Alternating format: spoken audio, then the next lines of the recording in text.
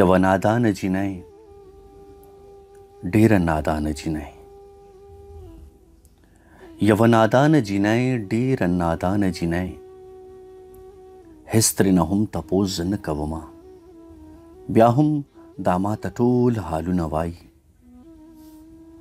ماته د زړه هره خبره کوي ماته د زړه هره خبره کوي او دغه سوچ دغه فکرونه کوي چې هم د دې د پاکې مینې نه زه خپلو شعرونو له خیالونه اخلم نه یم خبر چې دا زما دنیا ته څنګه ګوري زما د شعر په مطلبونو رسي زما په نظم کې لفظونه د خوشبو رڼا ښایست او د ښکلا چې راشي څه عجیبه شانتې رڼا یې په بشر ښکاره شي ورته بس دغه محسوسیږي چې دا ټول لفظونه ما د هغې نوې نامې ایښي دي چې کله شپه شي او په سترګو کې خوبونه نه وي ما نه ګیلې کوي او بد راته هم وایي داسې لګیایي لکه زه یم د خوبونو قاتل داسې لګیایي لکه زه یم د خوبونو قاتل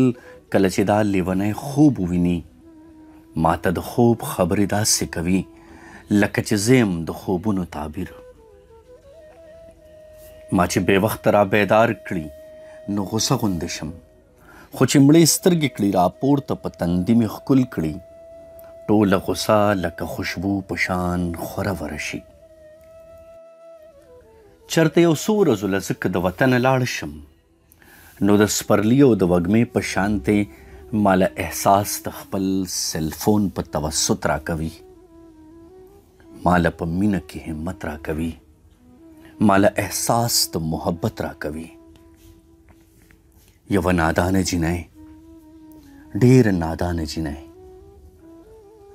ما ورته ټول عمر ویلي مینه پرېږده ګلې مینه کوټه سیکه ده وفا بیکاره لکه اوچې پاڼې او د جذباتو هیڅ قیمت نشته دی مینه وفا خلوص اعتبار دلته څوک نه پیژني دغه لفظونو باندې تل خلک دھوکې ورکوي په ما فروخ باندې باور وکړه چې د چا په لاس سورې راغلی نه دی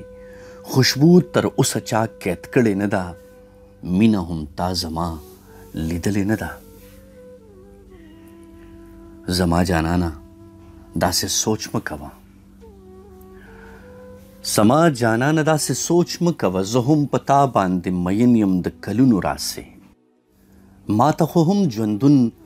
بغیر له تا نه مرګ ښکارېږي خو آخر څه وکړمه ما ته خو هم ژوندون بغیر له تا نه مرګ ښکارېږي خو آخر څه وکړمه زه د حالاتو بې رحمۍ د لاسه د خپل ارمان قاتل پخپله یمه بېوسه ستا د جدایۍ داسې داغونه راکړل راته احساس د دې داغونو به تر مرګه کیږي د دې حالاتو بې رحمۍ د لاسه ما همیشه دغه ویلي ګلې مینه کوټه سیکه ده وفا بیکاره لکه اوچې پاڼې او د جذباتو هیڅ قیمت نشته دی مینه وفا خلوص اعتبار دلته څوک نه پیژني زما جولای کې دغه شان بلها جذبې پرتې دي خو چې راغونډې کړم دا ټولې جذبې د یو لمحې قرار ترې نه جوړیږي زما نادانې یا نادانې ګلې هوا نیول د چا په وس کې نه ده خوشبو هم هیڅ چرې قید شوې نه ده مینه هم یاره ټوس وجود نه لري خو آخر تا څنګه زه پوهه کړمه زما نادانې یا نادانې ګلې هوا نیول د چا په وس کې نه ده خوشبو هم هیڅ چرې قید شوې نه ده مینه هم یاره ټوس وجود نه لري خو آخر تا څنګه زه پوهه کړمه بې یاره ژوند د آخرت دوزخ نه کم خو نه دی منمه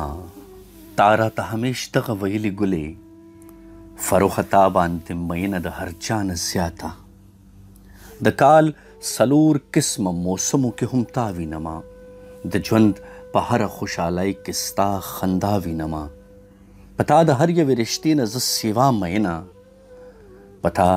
د هر یوې رشتې نه زه سیوا مینا ګرانه اشنا